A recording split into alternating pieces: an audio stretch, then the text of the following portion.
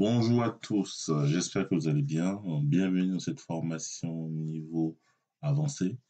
Donc, avant de commencer cette formation, il me paraît important de faire une mise à niveau. Ok? Donc, c'est une vidéo, normalement, c'est censé être des choses que vous savez. Mais bon, par précaution, je vais prendre quand même 1 heure à 1h30 maximum pour revoir ces notions fondamentales. Ok? Ces notions qui vont me permettre de travailler sur la suite de la formation. Okay. Si vous n'avez pas compris toutes ces notions, passez le temps qu'il faut pour comprendre toutes ces notions avant d'aller à la suite. Okay. C'est très important. Donc, comme d'habitude, vous avez deux fichiers. Un fichier de travail que je vais utiliser et un fichier brut, qui est le fichier vierge, en fait. Okay. Voilà. Lorsque vous allez réviser, utilisez le fichier brut pour réviser. Okay. Voilà. Donc, j'ouvre celui-là. Okay. Ici, il y a différents exercices qu'on va essayer de faire. Okay. On va peut-être pas tous les faire, mais on fera les plus importants. OK. Donc ici, vous voyez, c'est marqué ici recherche V. Okay. Donc c'est une des fonctions les plus utilisées. À quoi ça sert la recherche V? La recherche V, ça permet de croiser deux tableaux avec des points communs. Ok. Regardez ici. Ici, j'ai des produits. Voilà. J'ai des quantités. Et ici, on me demande le prix d'achat. Le prix d'achat de ces produits se trouve ici. Ok. Donc les produits qui sont là se retrouvent ici en colonne I. Et le prix d'achat que je cherche est là. Le prix de vente que je cherche ici se retrouve là. Ok. Comment je croise les deux tableaux? Évidemment, on va pas s'amuser à faire ça. Ça, les débutants feront égal, carnet vers 10. On ne fera pas comme ça, vous voyez? Ligne par ligne, c'est un peu trop long. Imaginez si j'ai 1000 lignes, vous n'allez pas faire un par un. Ouais, okay. Donc, on va trouver une fonction qui va nous permettre de gagner du temps. Les fonctions, pour rappel, sont là pour vous permettre de gagner du temps. Sans fonction, Excel, c'est un cauchemar. Je travaille là, si je vous demande de le faire sur 10 000 lignes, si vous faites égal comme ça va vous prendre des mois. Okay. Alors qu'avec une fonction, ça ne prend même pas 30 secondes. Okay. Comment ça marche? Donc, je viens ici, égal, recherche V. Voilà, il y a plusieurs fonctions recherche, on va utiliser recherche V, qui est la plus utilisée. Ici, vous avez valeur recherchée. Donc, ça c'est un faux ami. Hein. On peut penser que c'est le prix d'achat. La valeur recherchée, c'est la valeur qu'on a des deux côtés. Donc, ici, c'est un tableau. Et ça, c'est un tableau. Donc, la valeur qu'on retrouve des deux côtés, c'est les produits. Okay. Donc, ma valeur recherchée, c'est ça. Okay. Ensuite, point virgule. Table de matrice. Table de matrice, c'est le tableau où se trouve ce que je recherche. Ce que moi je recherche ici, c'est prix d'achat. Ok. Donc la table de matrice en fait doit contenir mon prix d'achat. Okay. Donc ce qu'il faut faire ici, étant donné que ma valeur recherchée c'est ça, ok. Ma table de matrice doit commencer par la colonne des produits. Ok. Donc ici ma valeur recherchée c'est un produit, ma table de matrice doit commencer ici.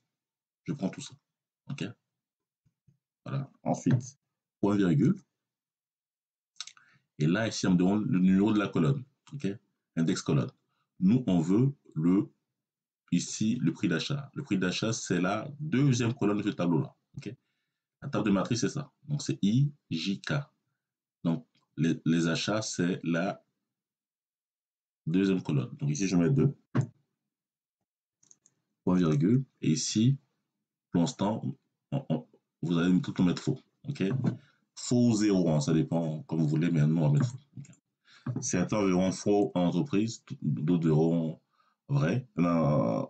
Zéro plutôt, c'est la même chose. Zéro ou faux, c'est la même chose. Je fais ça, donc j'ai la formule qui me donne le prix, et là vous allez en bas à droite et vous incrémentez. Vous voyez, c'est fini. Okay. Vous n'avez pas à gérer les données ligne par ligne. Pareil ici pour les ventes. Okay. Donc c'est la même formule. Égal, recherche V. Donc la valeur recherchée, c'est un faux ami, c'est ça.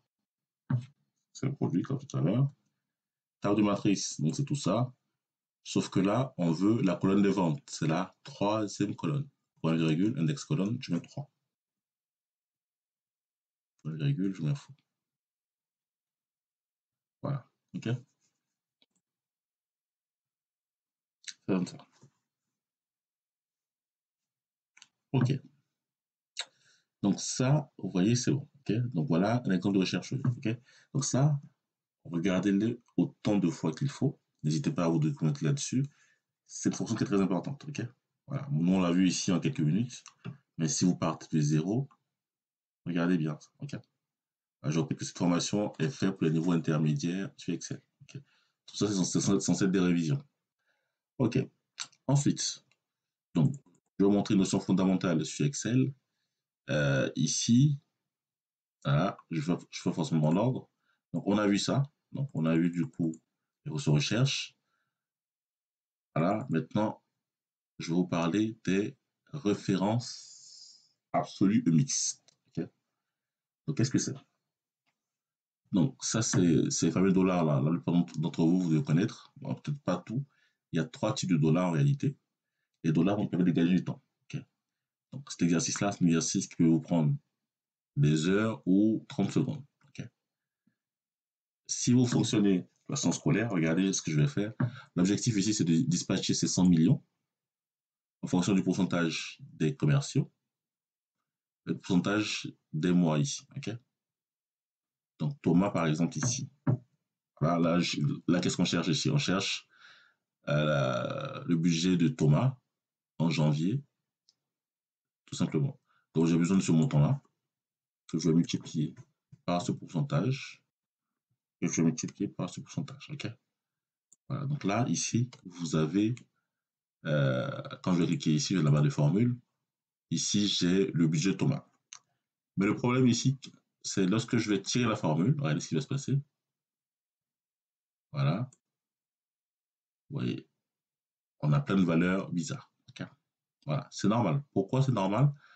Parce que Excel est basé sur l'incrémentation. Ici, vous voyez, on prend la valeur B7.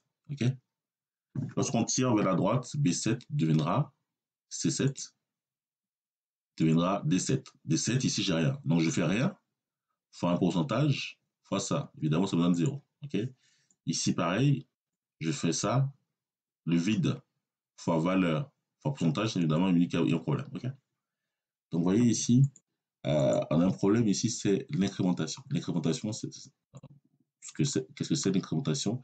Excel, lorsque je fais une formule, je tire de la gauche vers la droite, tout se décale.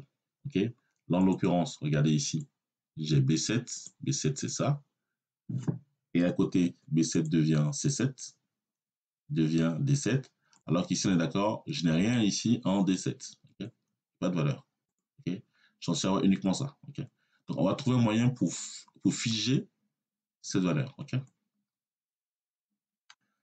donc cette valeur, comment je la fige? Donc déjà, regardez ce qui se passe. Quand je fais ça égal à ça, on n'a pas dans le montant, mais quand je tire comme ça,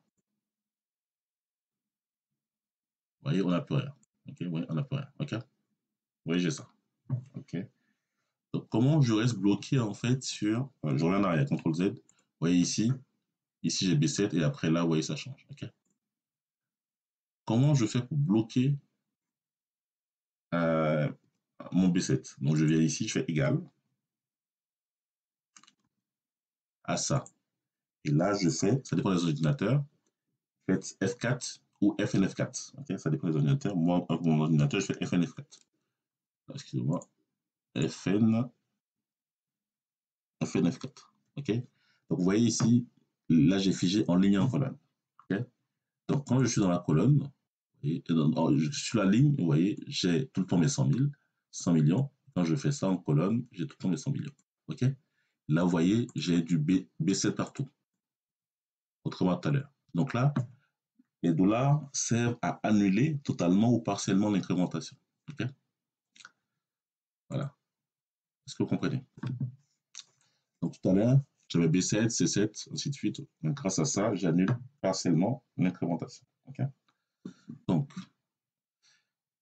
ok, donc ça, j'ai fait pour ce montant-là, d'accord. Ok, on le verra partout. Ici, j'aurai ça, fois ça qui donne ça. Et enfin, en bout de chaîne, j'aurai ça, fois ça qui donne ça. Donc, vous voyez, j'ai intérêt à fixer ce montant-là en ligne et en colonne. C'est ce que j'ai fait. Ok, maintenant, on va faire pour les autres. Donc là, les autres, c'est les pourcentages. Okay, donc, je mets ici en pourcentage. Ce pourcentage-là, il est valable uniquement dans la colonne de Thomas. Donc, je fais égal à ça, sauf que cette fois, je vais figer en colonne. Okay, en colonne, la colonne D, je fais F4 deux fois. 1, Non, excusez-moi. F4 deux fois, voilà. Quand je fais F4 deux fois, vous voyez, j'ai mon dollar au milieu comme ça. Donc, je mets deux chiffres après la virgule. Voilà, vous voyez ici, j'ai 13,46 de Thomas. Et quand je vais tirer vers le bas, vous voyez, j'ai tout 13,46. Je suis toujours à D8. D8, c'est ça. OK? Voilà. Voilà. Là, j'ai figé en colonne. Mais j'ai fait uniquement en colonne. Mais quand je change de colonne, vous allez voir, ça change. OK? Au final, vous voyez, c'est intéressant. Parce que là, c'est que le pourcentage de Thomas, Eric, Salomon, ainsi de suite. Okay? C'est ce qu'on veut au final. Okay? Voilà. Maintenant, dans le même style, vous avez compris, on doit figer en ligne. Donc, ce pourcentage-là, voilà, il est valable sur la ligne 10. OK? Donc là, je fige en ligne, je fais 3 fois. Une fois, je fige en ligne en colonne, 2 fois en colonne, 3 fois en ligne. OK? Vous voyez, la position de dollar, c'est comme dans l'exemple ici. OK? Et quand je suis en ligne, tant que je suis cette ligne-là, j'aurai tout le temps 9,32. Au final, c'est ce que je veux, 9,32.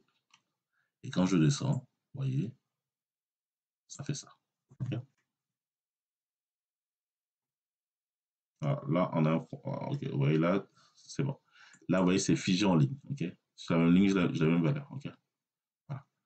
Au final, c'est ce qu'on veut, en fait. Donc, dans notre travail, une fois qu'on maîtrise ça, c'est assez simple. Ok. Donc, regardez ce qu'on va faire. Je remets ici en monétaire. Voilà. Donc, ce travail-là, si vous ne savez pas figer, vous êtes obligé de faire ici, regardez.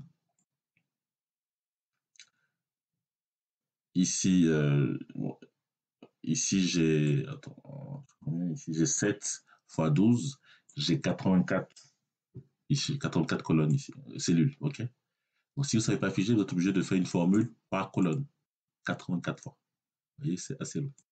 Donc, quand vous maîtrisez la formule, vous voyez, vous venez ici, vous allez prendre ce montant-là qui apparaît partout, on va le figer en ligne en colonne. Donc, je fais F4 une fois.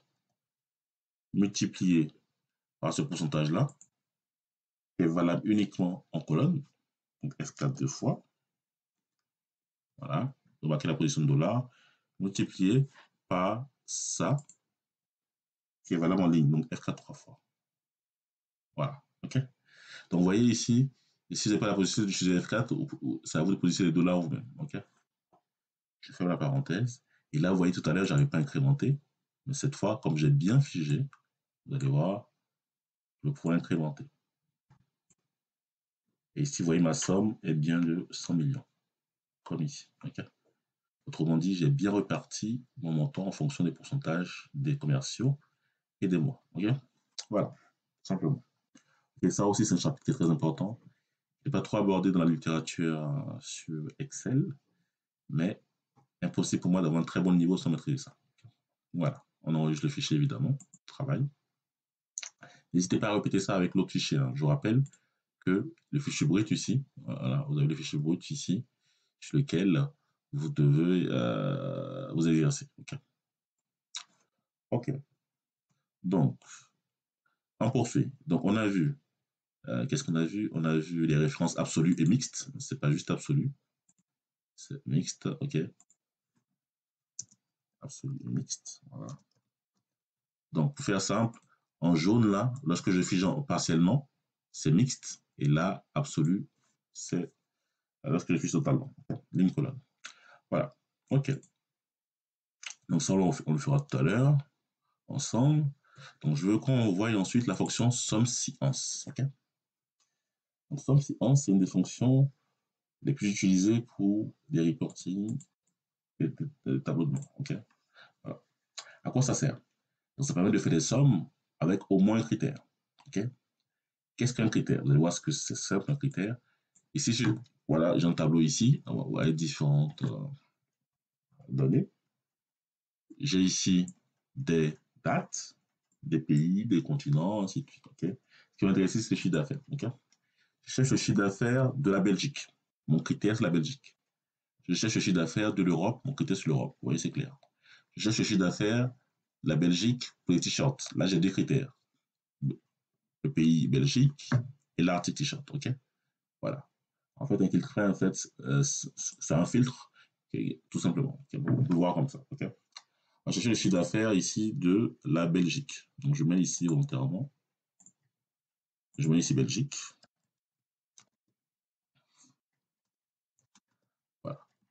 Et là, je vais mettre le chiffre d'affaires. Ici, le chiffre d'affaires, je vais mettre ici. Dans cette cellule-là, je mets en jaune et je mets en monétaire ici. Voilà. On va élargir un peu la cellule. Donc, comment ça marche? Somme science. Je égale somme science. OK? À ne pas confondre avec somme si. Somme si, attention, il fait la somme uniquement dans ce critère. Somme science, il fait au moins un critère. OK?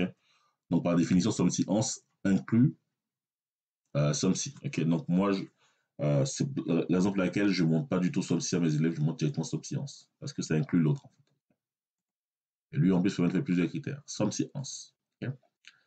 Plage de somme. Là, je cherche à connaître le chiffre d'affaires de la Belgique. Donc, plage de somme, en fait, c'est la colonne chiffre d'affaires. Vous voyez, j'ai pris la colonne. Maintenant, passer à l'étape d'après. Ici, je vais faire un point virgule. OK? Donc, vous voyez ici, il y a les différentes étapes. Plage de somme, passe à l'étape d'après. Point virgule. Plage critère. Mon critère, c'est Belgique. Ma plage critère, c'est la colonne où se trouvent les pays. Donc, c'est ça. Mon critère, c'est ça. Et là, j'ai chiffre d'affaires de la Belgique. On peut vérifier. Il faut vérifier. Je vais vérifier. Je vais prendre Belgique. Je prends toute la colonne. Et ici, vous voyez, j'ai le même chiffre d'affaires. Ici, je retrouve là. OK? Voilà. Si ici, je m'intéresse au chiffre d'affaires de l'Algérie, par exemple, je prends ici Algérie. Vous voyez, j'ai 5 110 000, OK? Voilà. Et si je viens ici, je mets Algérie à la place Algérie, à la place de Belgique. Vous voyez, j'ai bien 5 110 000, OK? Voilà. Donc, ça, j'ai fait une somme avec un critère, OK? Donc, si vous voulez faire la somme en fonction de l'Europe, ça va être la même formule, sauf que votre place critère ne sera pas pays, ce sera le continent européen, évidemment, OK? Maintenant, on va me demander le chiffre d'affaires en Europe, voilà, en Europe pour les pantalons. Okay. Donc là, vous voyez, j'ai deux critères. Okay. Donc là encore, je viens ici.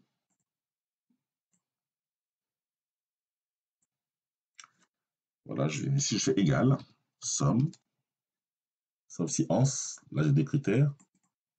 Page de somme, c'est ça. Voilà. Point virgule.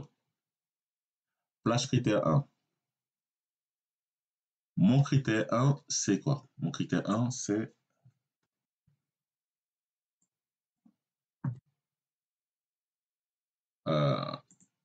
ici, vous avez deux critères. L'ordre des critères n'a pas d'importance. Si je veux que mon pantalon soit mon critère 1, il n'y a pas de souci. OK?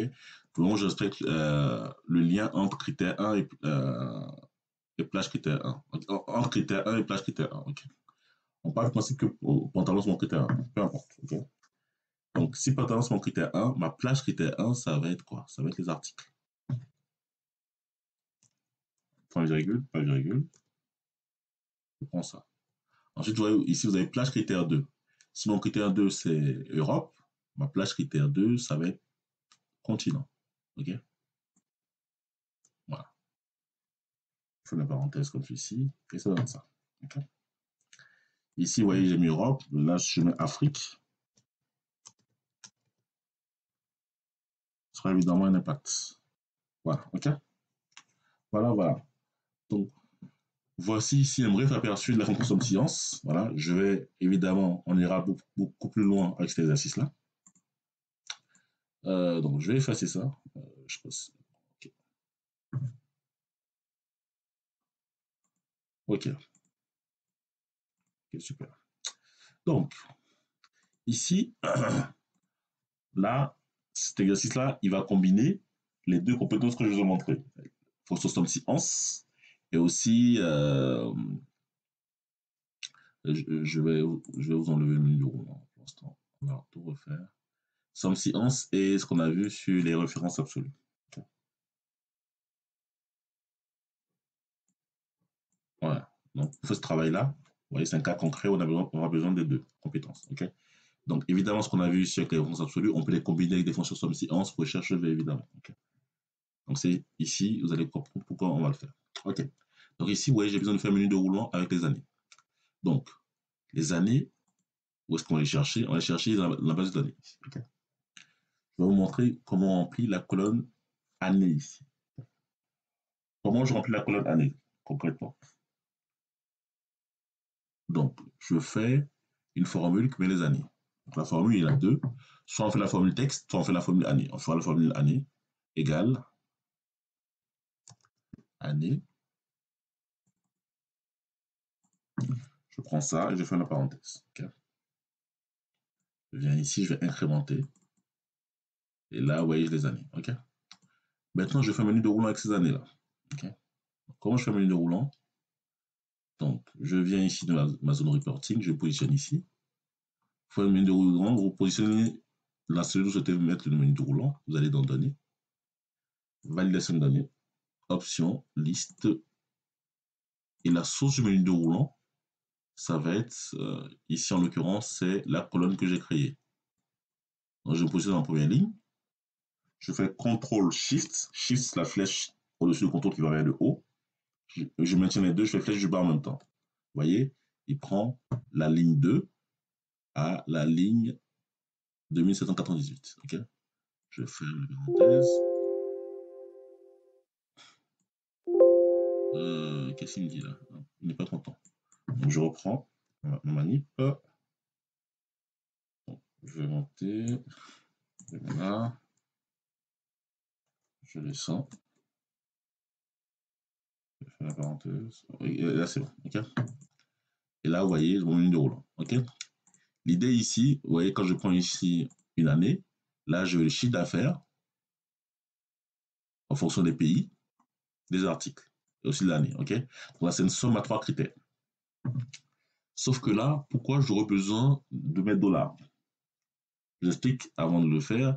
Quand je refais ma somme, je vais prendre la colonne ici. Je remonte. On va prendre la colonne ici, chiffre d'affaires. Okay, la colonne E. Sauf que, vous voyez, ma formule, si je ne fiche pas la colonne E, quand je vais tirer la formule vers la droite, ma colonne E va se transformer. Quand je vais tirer vers la droite, E deviendra F, G, H, ainsi de suite. Okay, donc, vous voyez, j'ai besoin de bloquer les valeurs ici. Okay, si vous ne bloquez pas les valeurs ici, quand vous allez tirer vers la droite, tout va se décaler vers la droite. Je rappelle l'incrémentation. Okay, donc ici, typiquement, je vais bloquer certaines valeurs. Donc cette valeur-là, je vais la bloquer. Pourquoi? Cette valeur-là aura une action sur tous les tableaux. Okay, sur tout le tableau. Okay, quand je vais tirer ma formule à droite, C1, si je ne fiche pas, deviendra D1, E1, F1, ainsi de suite. Okay, alors que ces valeurs-là, je n'ai pas de date en fait. J'ai besoin d'être constamment ici. Voilà. Donc je viens là, égal, somme séquence, plage de somme. Donc je viens là, c'est cette colonne-là. Et ce réflexe-là, quand vous faites ça, vous fichez directement. Voilà. Là, je fiche parce que je suis amené à tirer la formule. Okay. Tout à l'heure, quand j'ai fait la somme 6, je n'ai pas tiré parce que c'était une formule, un résultat d'une seule cellule. Je n'ai pas besoin de la tirer. Okay. Donc, je prends la colonne E. Ensuite, mon critère, ici, j'ai un critère, c'est les années. On va commencer par ça. Donc, ma plage critère, c'est ça. Okay. Que je fiche aussi. Okay. Point virgule. Je viens ici de ma feuille reporting. Je prends ici mon année que je fiche. Okay. Si je ne fiche pas, ici, j'aurai des soucis. Ensuite, j'ai le critère sur les articles. Critère sur article, donc me dit plage critère article, que je vais évidemment figer. OK. Et là, je vais prendre ça. OK. Cette valeur, je vais la figer en colonne. Pourquoi en colonne? Parce que les articles qui sont là, ici, c'est valable dans cette colonne, ça dans la colonne, ainsi de suite. OK. Donc, je fige en colonne, donc c'est F4 deux fois.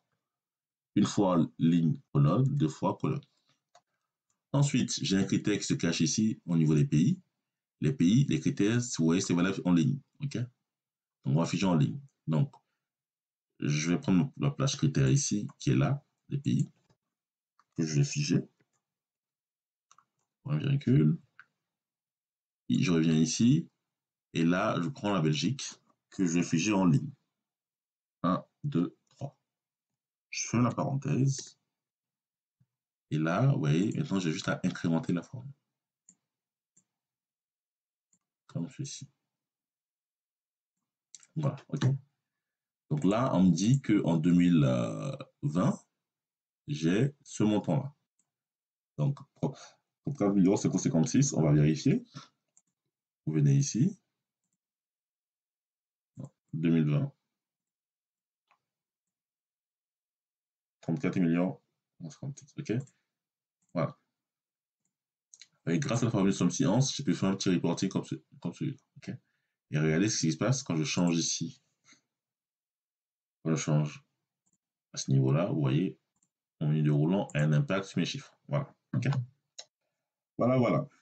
Donc voilà, c'est une fonction qui est très importante, somme science. On va l'utiliser aussi dans la suite de la formation, évidemment. Voilà, voilà. OK. Donc, je fais une petite pause de 20 secondes.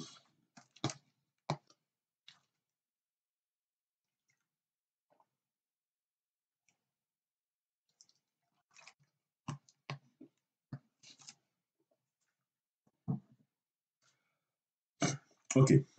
Après avoir vu les références absolues, la somme science, on va passer au tableau croisé dynamique. Le tableau croisé dynamique, c'est le cœur de cette formation. Okay, ça, vous devez évidemment tout maîtriser cette notion. Okay, ces notions plutôt, tableau croisé dynamique. Donc ici, j'ai préparé différents exercices. Voilà. Donc, l'objectif, c'est de répondre à toutes ces questions grâce à ce tableau. OK.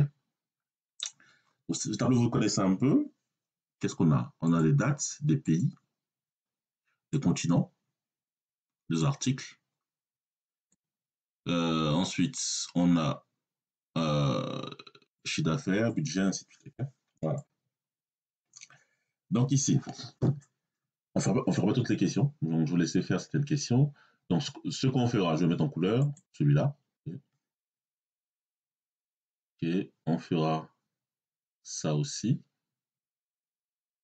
Ok, on fera ça. Et on fera ça. Okay, on fera ça aussi. Voilà. Ok. Ok. Donc ici, on va commencer déjà par remplir la colonne. Celle-là, on l'a déjà remplie, ok. Les années. Ici, on peut faire les mois, ok. Attention, je veux les mois en texte. Janvier, février, ainsi de suite, ok. Donc pour ça, je vais utiliser la fonction texte. Ok, je prends ici ma date, point virgule, entre guillemets, je mets 4 fois M. Vous voyez, il met ici janvier. J'utilise la formule. Vous voyez, vous avez mes mois, ok. Ici, je vais mettre les jours de la semaine. Égal, texte aussi. Je viens là, point virgule, je mets 4 fois J pour avoir les jours de la semaine. Ok. Donc là, c'est cette date, ça correspond mardi. Vous pouvez vérifier évidemment sur le calendrier. Et ça fait ça. Ok. Voilà. Donc la fonction texte me permet d'avoir les mois, les jours et aussi les années. Ok.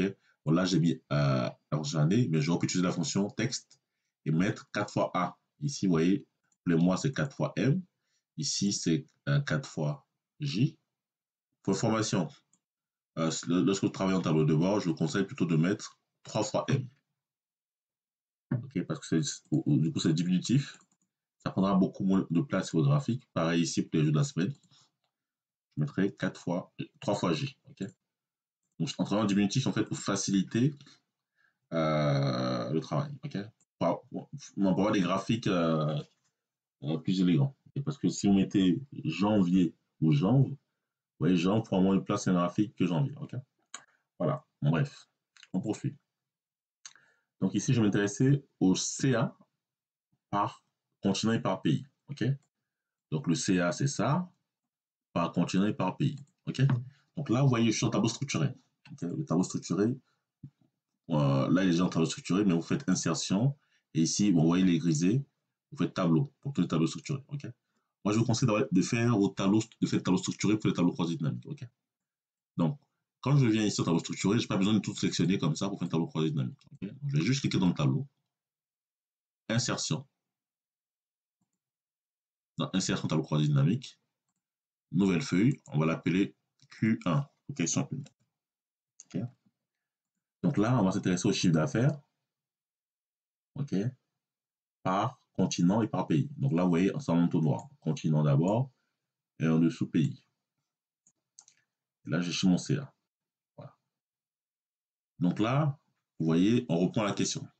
Sauf que ici, la mise en forme est importante. Donc, vous avez le chiffre d'affaires par continent et par pays, certes, mais on peut améliorer ça. Déjà, vous voyez, mes continents et mes pays sont dans la même colonne. On va les dissocier.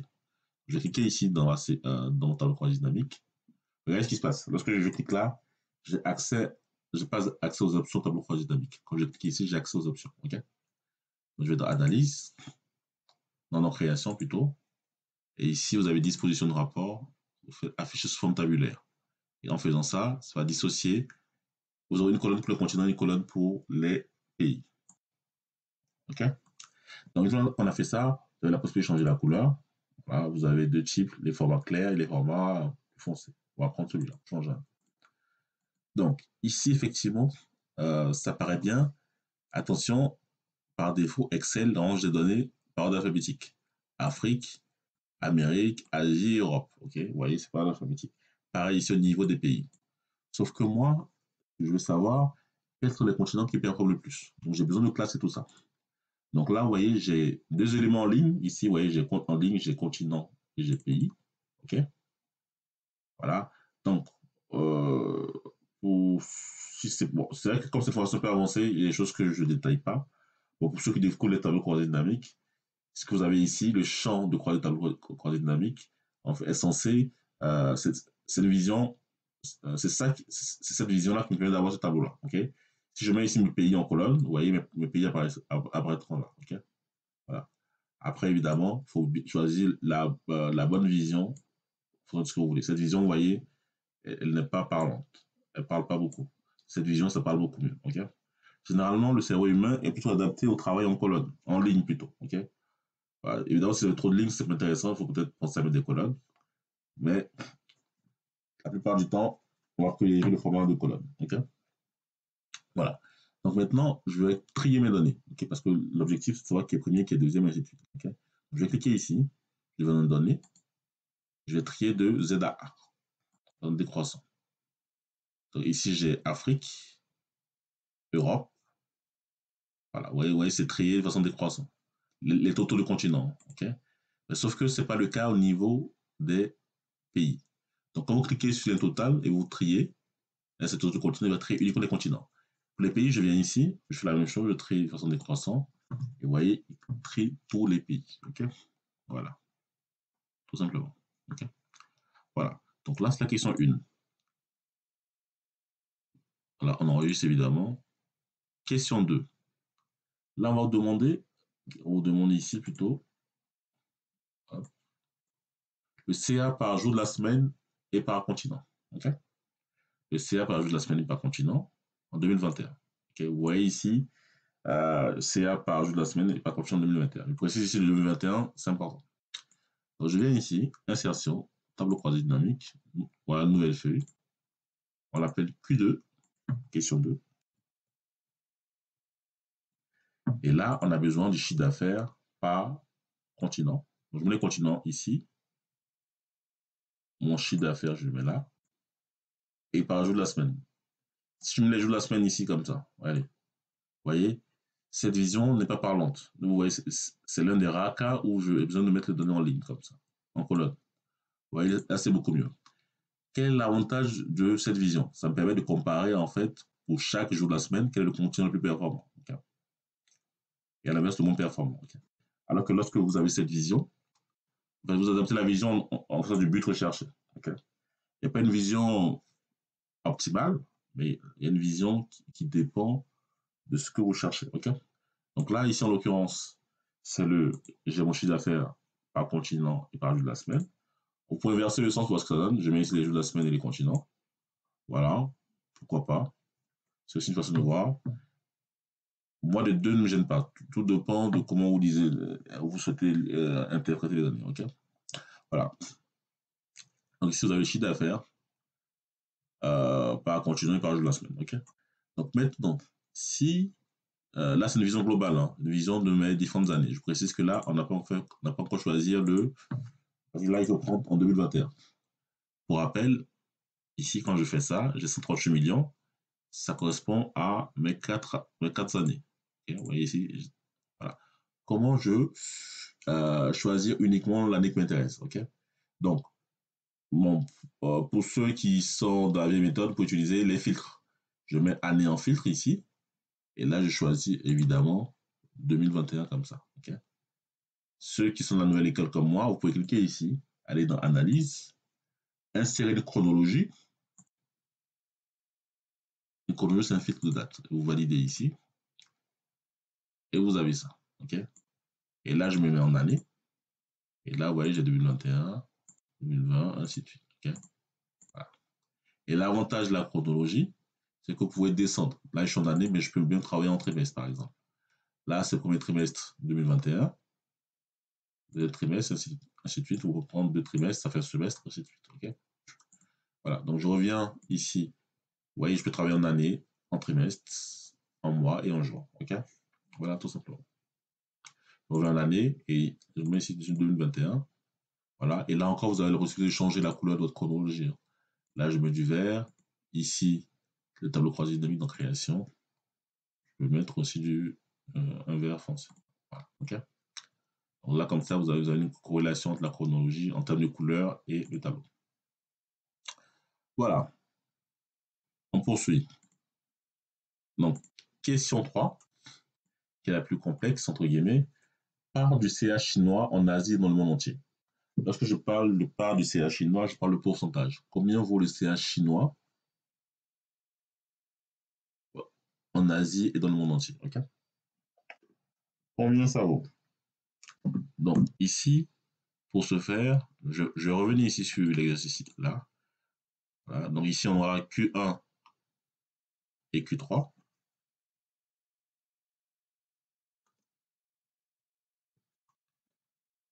Voilà, je viens là. Mon CA qui se trouve là, je peux le mettre ici plusieurs fois. Okay. On va le mettre ici deux fois. Vous ne comprenez pas pourquoi. OK. Donc, ce qui va nous intéresser, nous, ici, c'est vraiment la ligne de la Chine ici. OK. Cette ligne-là que je vais mettre en jaune, c'est ça qui va m'intéresser. Donc, je veux savoir combien vaut la Chine dans le monde entier. Donc, en gros, le ratio entre ça et ça. OK. Voilà. Donc, évidemment, on va pas le faire à la main. On peut le faire à la main, évidemment. OK, ce ne sera pas faux mathématiquement. Mais je vais vous montrer une autre façon de le faire. Donc, je vais prendre cette colonne-là. OK. Et je dois m'assurer d'être en somme de CA avant. Donc là, c'est le cas, je suis en somme de CA. C'est très important. Clic droit. Ici, vous avez vous avez affiché les valeurs. Et là, je mets pourcentage total général. Donc, j'exprime toutes ces valeurs-là en fonction du total général. OK. Voilà. Donc ici, là, on me dit que ça sur ça, ça vaut 4,49. OK. Je vais pas refaire le calcul pour le vérifier, mais c'est ça. OK. Là, j'ai exprimé la part de la Chine en fonction du monde entier ici. OK. Donc là, je peux changer le titre par CA dans le monde. OK. Donc ça, je pense que c'est clair pour tout le monde. Grosso modo, ce qu'on a fait, on a divisé chacune des valeurs ici par le total général. OK. Sauf que là, vous voyez, il n'y a pas de formule. J'ai retourné le résultat. La formule est faite dans le système de tableau croisé dynamique. Okay. Ensuite, ici, je veux savoir combien vaut la Chine en Asie. Donc, ça divisé par ça. Donc là, c'est plus compliqué. Donc, ici, vous voyez, regardez ici en ligne, j'ai continent. C'est bien ce que j'ai ici. En dessous des continents, j'ai les pays. Donc, ça, vous voyez, l'ordre qui est là, c'est le même ordre que j'ai ici. J'ai continent, pays. Okay. Donc, tous ces pays-là, leurs parents, c'est ça. Tous ces pays-là, leurs parents, c'est ça. Okay. Donc, il y a un lien entre les pays et les continents, évidemment. Okay. Pourquoi je dis ça? Parce que lorsque je vais venir ici, afficher les valeurs, je ferai pourcentage de la ligne parente. Pourquoi ligne? Parce que je suis en ligne, et parent, parce que les pays font partie d'un bloc. OK? OK?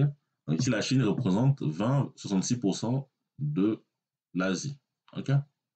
Vous remarquez ici, regardez, les totaux ici ne sont pas à 100%. Quand je fais ça, une somme de 100%, et là, le total ici n'est pas 100%. OK? La raison est simple.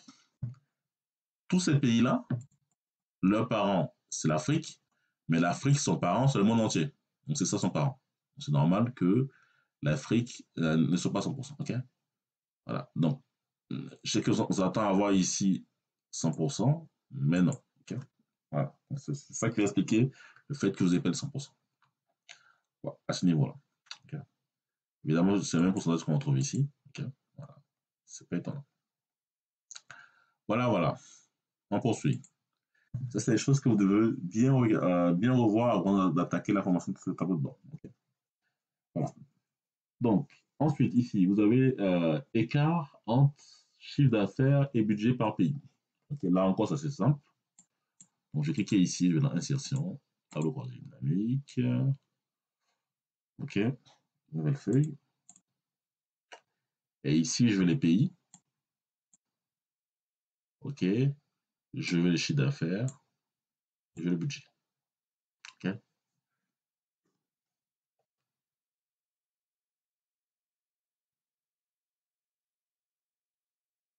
OK. Maintenant, je veux les écarts. OK.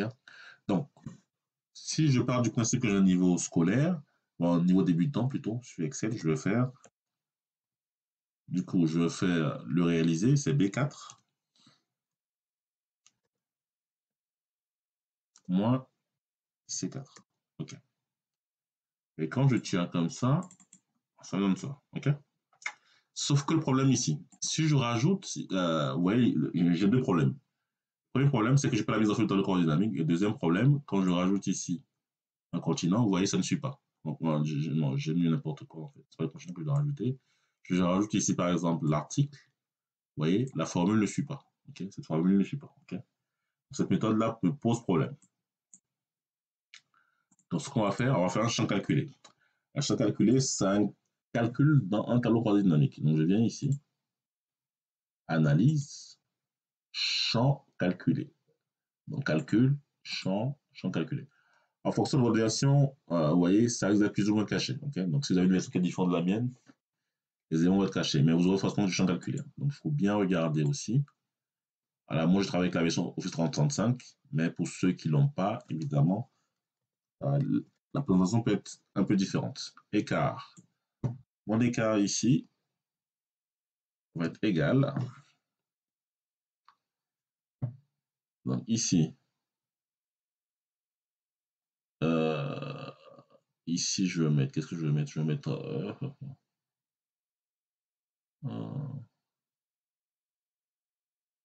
donc, c'est mon CA moins mon budget.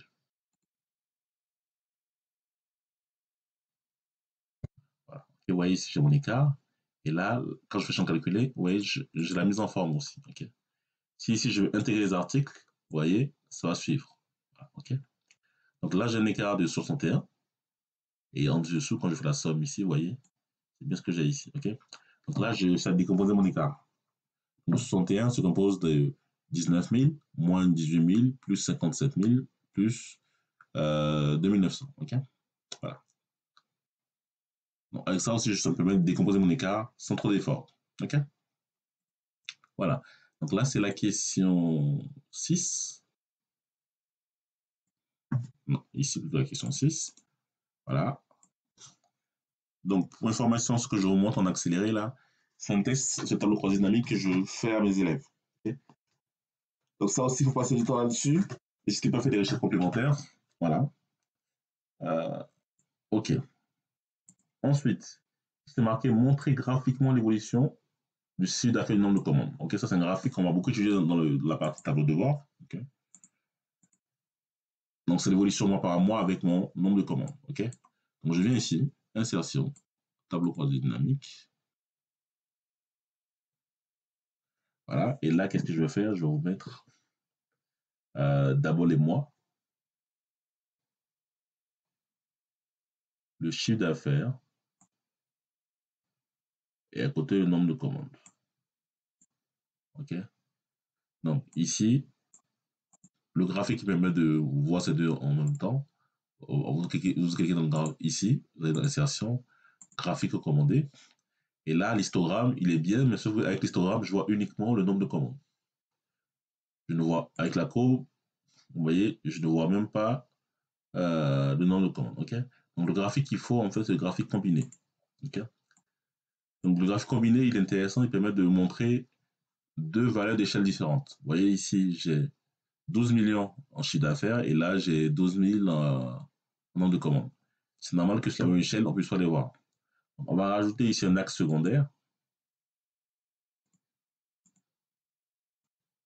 Voilà, donc l'axe s'appelle l'axe secondaire qui permettra de voir les deux en même temps.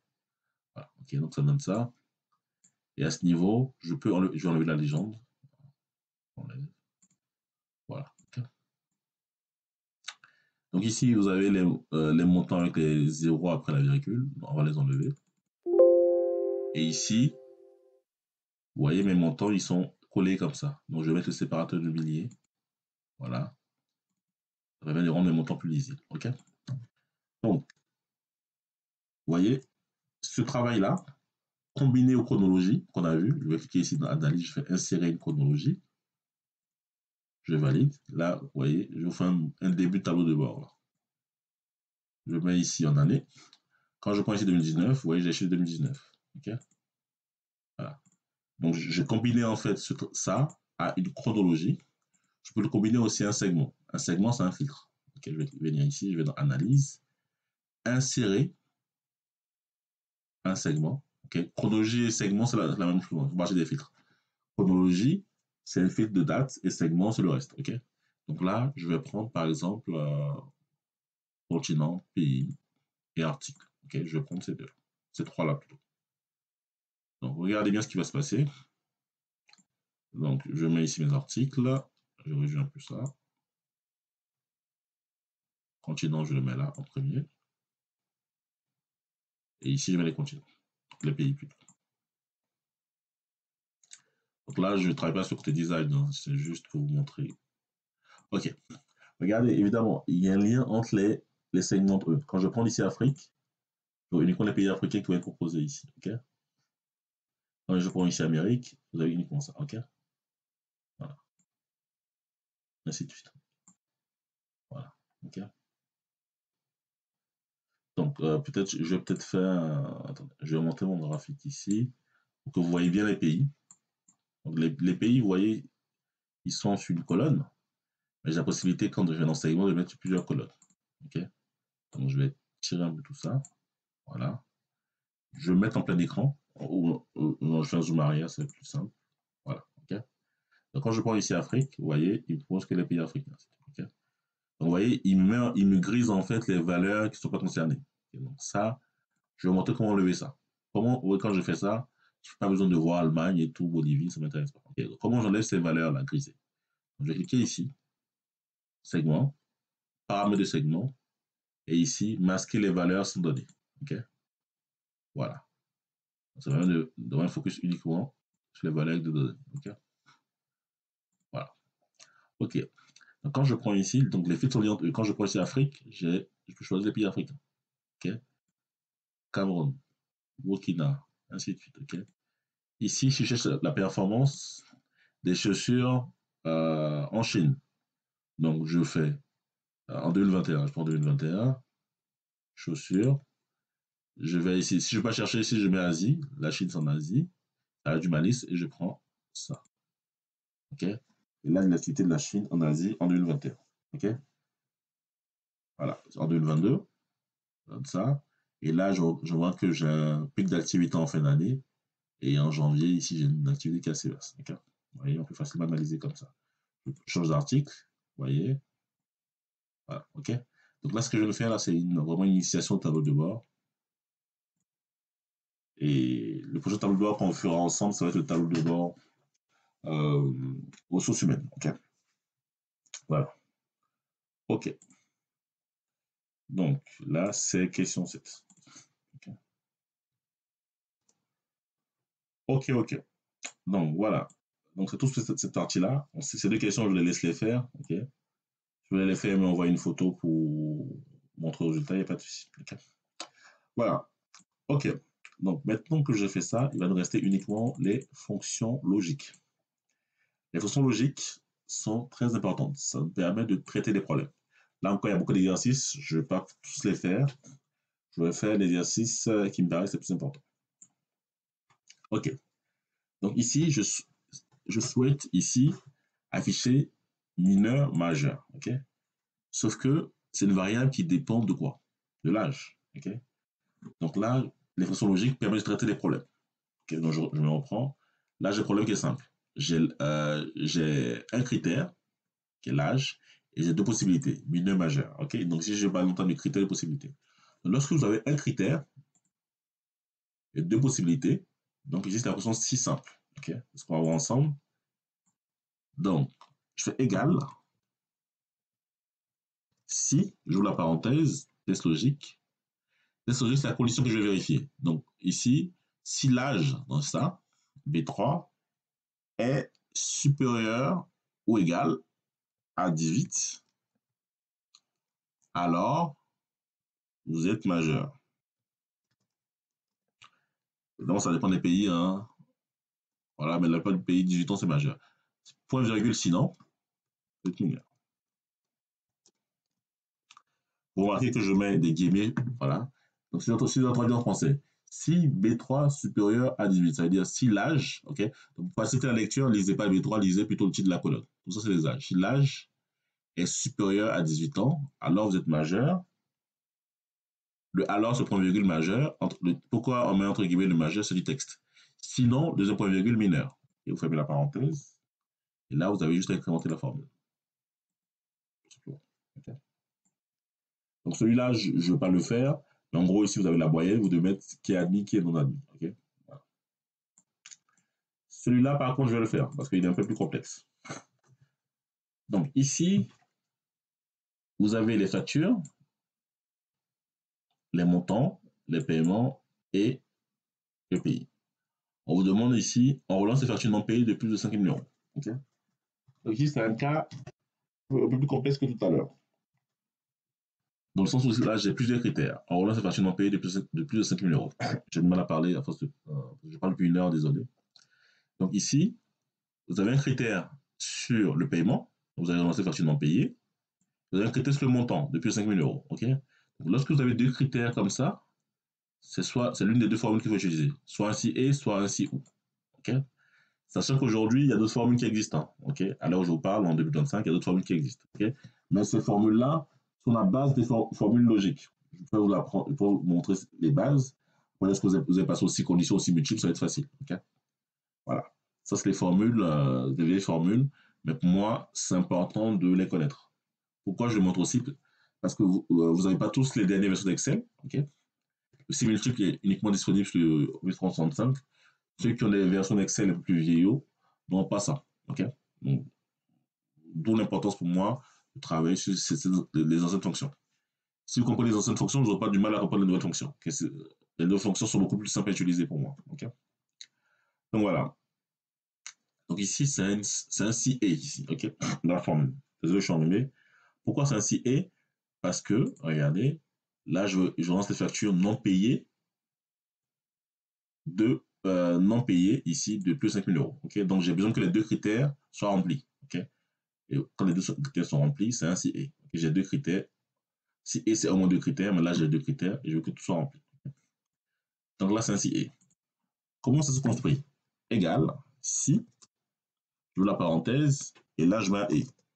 Le et il va me permettre de mettre plusieurs critères. Premier critère, c'est mon montant supérieur à 5 000. Donc c'est comme ça. Point virgule. Deuxième critère, mon paiement, ça dit ça, égal à non.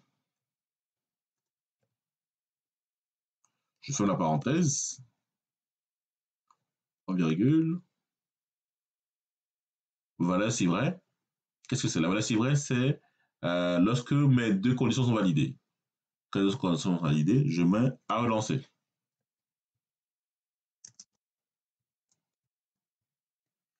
Sinon, guillemets, guillemets, je fais rien du tout. Guillemets, guillemets, ça veut dire je fais rien du tout. Okay. Je tue ma formule. Voilà, ok. Donc, vous voyez ici, on va relancer la facture non payée de plus de 5 000 euros. Okay, donc, c'est le cas. Donc, ici, là, vous voyez, si je passe ici à 5 000,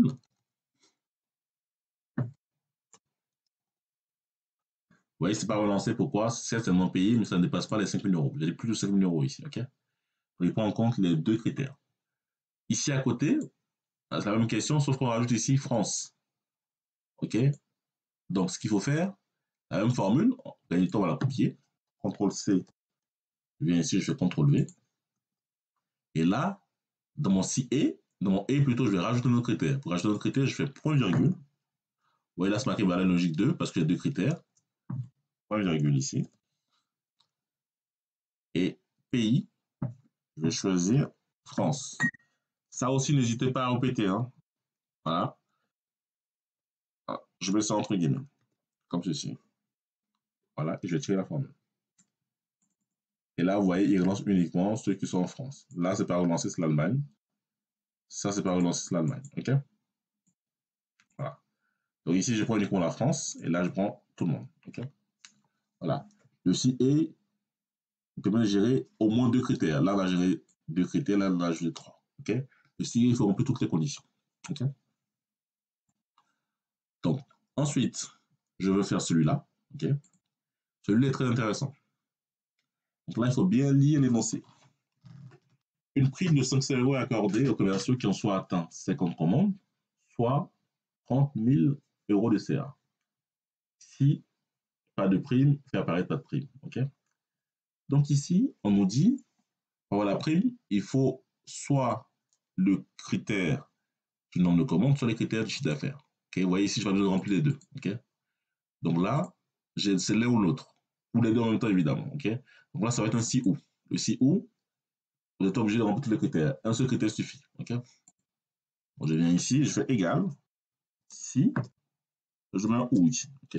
En termes de construction, c'est la même chose que le si et. Donc, quand je dis mon nombre de commandes doit atteindre 50, ça veut dire ça supérieur ou égal à 50. Donc, il faut bien comprendre l'énoncé et le traduire en langage mathématique. Deuxième critère, mon CA atteint 30 000. Donc, c'est ça supérieur ou égal à 30 000. Ensuite, on ferme la parenthèse lorsque les critères sont finis. Point virgule. Valeur logique. Ici, ok. Vous avez valeur si vrai. Ici, je mets 500. Non, pas 5500. Sinon, pas de prime, c'est du texte. Pas de prime.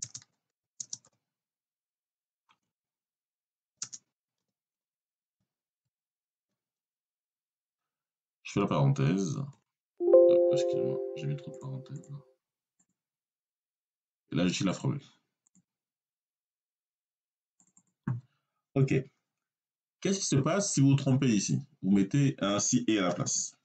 Donc, je viens ici à côté. Je viens copier-coller la formule. Je vais juste remplacer le ou par et. La bonne réponse, c'est le ou. Hein. Mais si vous faites ça, vous voyez ici, avec le si ou, vous avez 3 000 euros. Le si et, vous avez 1 500 euros. OK? On va maintenant analyser les différences. Les différences se trouvent à ce niveau-là. OK? Donc ici, vous voyez, ici, regardez. Avec le si ou c'est ici, vous voyez, je n'ai pas atteint le critère le nombre de commandes, mais j'atteins le critère de chiffre d'affaires et il met 500.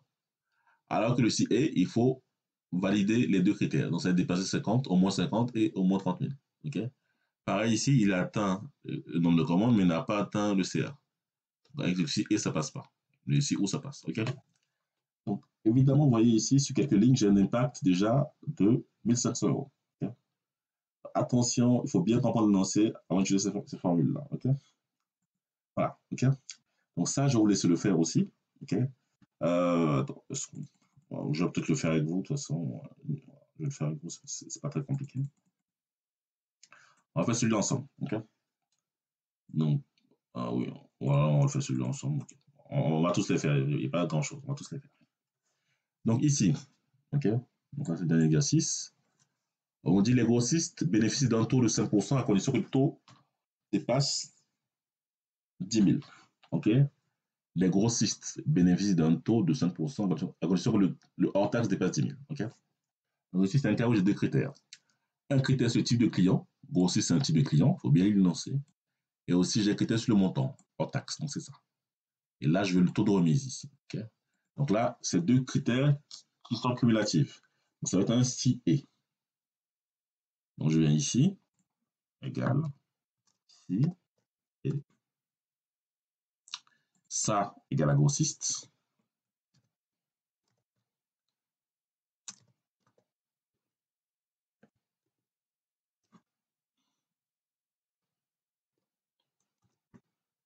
Donc ça, c'est mon critère 1, et ça supérieur à 10 000. On ferme la parenthèse parce qu'on a les deux critères. Quand vous fermez la parenthèse, vous fermez le et, ensuite vous retournez la fonction si. Okay? Le et permet de mettre plusieurs critères. Le et et le ou permet de mettre plusieurs critères. Okay? Et là, je mets 5%. Okay? 5%, c'est un nombre, on ne met pas de parenthèse. Okay? Les parenthèses, c'est uniquement. Non, on ne met pas de guillemets plutôt. Les guillemets, c'est uniquement pour euh, les textes. Okay? Donc là, ici, ça n'a pas été précisé, mais c'est 5% ou 0, évidemment. Okay? Attention, souvent,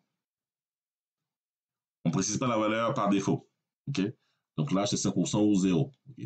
Okay? Donc, ne pensez pas que ça va être une autre valeur que 5%. Okay? Et là, vous voyez ici, vous avez ça. Donc ici, j'ai 5%. Pourquoi? Parce que c'est un grossiste qui dépasse 10 000. Ici, vous voyez, je passe 5%, malgré le fait que je dépasse les 10 000, parce que c'est un détaillant. C'est un particulier plutôt, excusez-moi. Voilà. Donc le CE, il faut respecter les deux critères. Okay? Voilà. Donc, j'ai envoyé cet exercice-là. Bon, il était très simple en réalité. Donc ici, vous voyez, vous avez des notes. On calcule la moyenne ici grâce à la fonction moyenne. Là, on va demander de calculer, de mettre ici admis, non admis. Okay? Donc c'est un cas simple ici. Okay? C'est un cas avec un critère, la moyenne. Voilà. C'est les moyennes, le critère qui donne les possibilités. Okay? Donc c'est ça. Les possibilités, ça va être le résultat de la formule. Et le critère, ça va être les éléments qu'on utilise dans la formule. Okay? Dans ma formule, je vais utiliser la moyenne évidemment. Égale si la moyenne, donc c'est ça, est supérieure ou égale à 10, alors admis, entre guillemets, c'est du texte. Sinon, non admis. Voilà. Et là, c'est le si simple, hein, parce que j'ai un critère et des possibilités. Je fais la parenthèse et j'incrémente. OK? Voilà. C'est assez rapide, je le sais, parce que c'est une formation. Cette partie, c'est des révisions. OK? Donc, déjà, que je prenne une heure pour faire ça, c'est déjà beaucoup. Mais n'hésitez pas à regarder ça étape par étape. Je répète à chaque fois. Regardez-le étape par étape. OK? Et refaites les exercices en même temps. OK? Vous suivez ce que je fais. Essayez de comprendre la logique aussi. Je vous enverrai un lien avec des exercices complémentaires. Voilà, pour cette partie-là, pour renforcer votre niveau. Okay. Maintenant, si vous souhaitez faire apparaître les personnes admises en vert, ok, je veux un fond vert et une police blanche. Ok. Donc, comment je fais? Je sélectionne la colonne ici. Je vais dans Accueil, mise en forme conditionnelle, tout ce qui est égal à admis. Je vais là.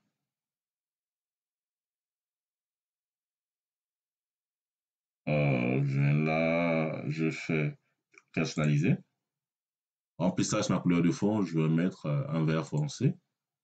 Et la police et l'écriture, je vais mettre la couleur blanche. Je valide comme ça, vous voyez, vous avez ça. Tout ce qui est admis apparaît comme ça. Tout ce qui est non admis, si vous le mettez en fond rouge, vous venez ici. Tout ce qui est égal à non admis. Et là, par défaut, vous voyez, c'est la couleur rouge ici. Non, là, vous voyez, j'ai mal écrit non admis, évidemment. Non admis, donc c'est ça. On va garder cette couleur par défaut, donc c'est ça rouge. OK? Et la note interactive. Si ici, je change sa note, je mets 19 ici, il passe en admis. Celui-là, il en admis, je mets 0 ici, il passe en non admis. OK? Voilà. Donc, on peut combiner les fonctions ci avec ce qu'on appelle des mises en forme conditionnelles. Okay? Donc, les mises en forme conditionnelles, ça permet de faire ressortir en fait un caractère spécifique. Ici, c'est admis, non admis, mais ça peut être autre chose. Okay? Voilà, voilà.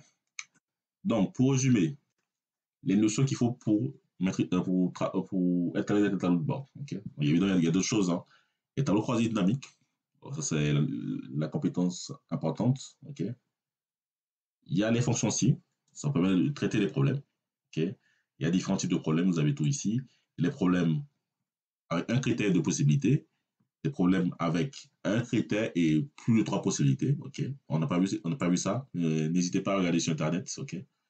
On ne peut pas tous les faire dans cette révision, malheureusement. On a vu les CA. CA, c'est au moins deux critères. Au moins deux, on peut en avoir trois. On a vu deux et trois, on va avoir quatre, cinq critères. Okay? Il faut remplir tous les critères. Le CA, il est très restrictif. Okay? Le CU, c'est au moins deux critères. Il faut remplir au moins un des critères. Okay? Donc, pour le CA, si vous avez 1000 critères, vous devez remplir tous les 1000 critères pour la valeur vraie. Pour le CU, si vous avez 1000 critères, du moment où vous remplissez un des 1000 critères, vous avez la valeur vraie. Okay? C'est la différence. Voilà. Ensuite, la fonction recherche V, qui est très importante. Hein. Il y a d'autres fonctions en recherche. Hein. Il y a recherche V, il y a indexative, il y a recherche X, ainsi de suite. Okay? Moi, je vais montrer la plus importante. Okay? Si je dois vraiment entrer dans le détail, cette formation introductive va prendre des heures. Okay? Donc là, on a déjà 1h05, c'est déjà pas mal. Okay? Sachant que lorsqu'on va travailler sur le tableau de bord, on va revenir là-dessus. Donc, après ça, le premier cours que vous allez voir, c'est le cours sur les, comment ça s'appelle, le cours sur les tableaux de bord ressources humaines. Okay?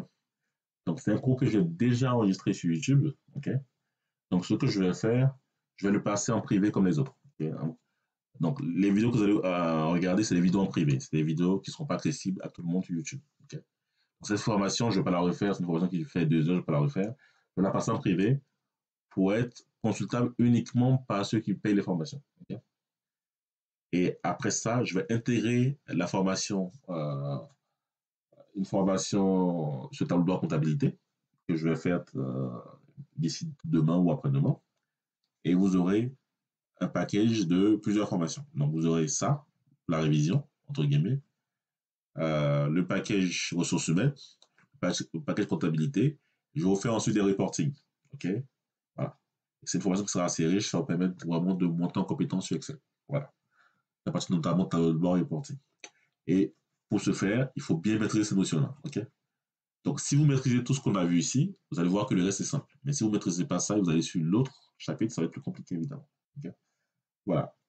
Donc, j'espère que ça a été pour vous. Recherche V, fonction logique, euh, somme science, OK? Et un petit exemple de reporting, enfin des reporting plus compliqués que ça, évidemment. Les ressources absolues, à ne pas négliger, OK? Et ici, le tableau croisé dynamique qui sera le cœur, en fait, de la partie tableau de bord, OK? Très important de maîtriser ça, OK? Voilà.